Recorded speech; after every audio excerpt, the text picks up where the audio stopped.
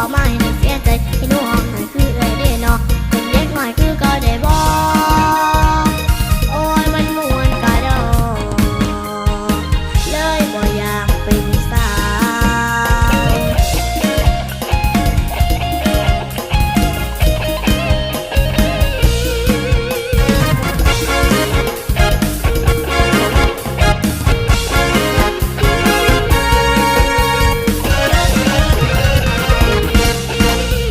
บอกว่าให้ตั้งใจเรียนฝึกหัดอ่านเขียนเป็นเด็กดี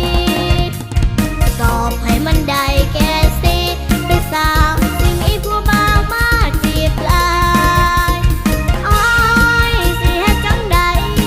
หนูบ่อยากเรียนและบ่อยากเป็นสาว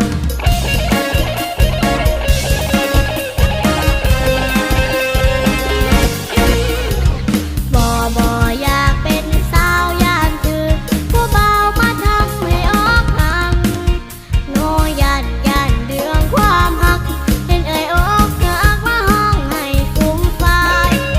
ใส่ว่ามันคือดีคักแท้ความหักนี่แม่แต่ว่ามีความสุขหลายบ่ทันโดนก็เห็นมานั่งเสียใจเห็นเอ่ยหอกใส่ซาว่าเป็นตายาดกันอยากผู้บ่าวมาให้เสียใจให้หนูห้องให้คือเอ้ยได้เนาะเป็นเด็กน้อยคือเก่าได้